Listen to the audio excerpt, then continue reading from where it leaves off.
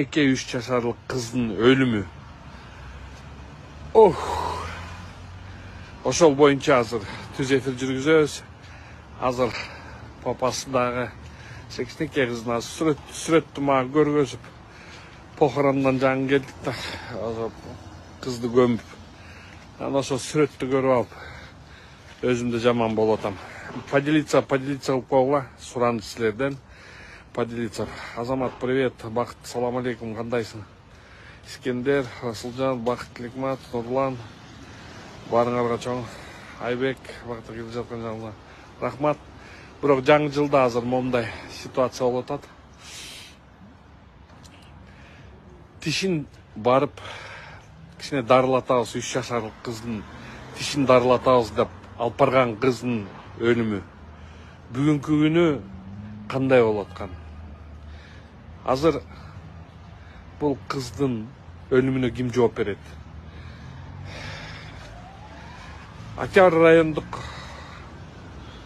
роудысында бул катталды кече. Азыр катуу көзөмөлдө болуп атат, бирок Минздравга тергөөчүлөр алып барыптыр, суранышты. Главный анестезиологду бергиле, буларды бергиле, булардын действиясына юридикалык баа бериш керек дегенге эч ким даже алып келбейт.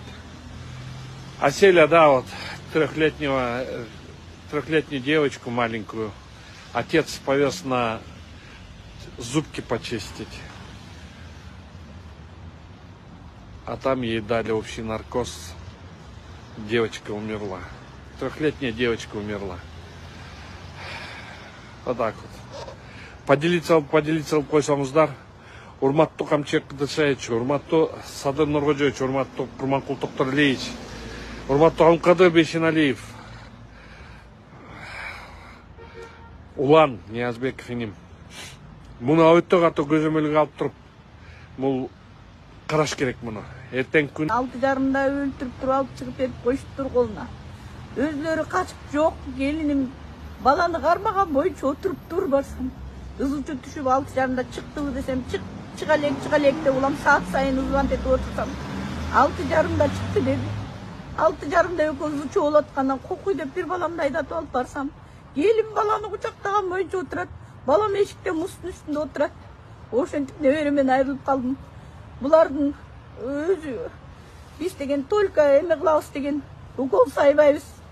Жана севарал менен кылабыз деген. Антпей эле кол буттарынын баарына укол сайылган. Булар эмне гана кылып койготобуз деп көрсө балабыз эбакта эле чарчап калса, алар аны эч кандай реанимация чакырбайт. Ал жерде айткан операционный блок жок. Жөн эле кабинетте жасашкан экен.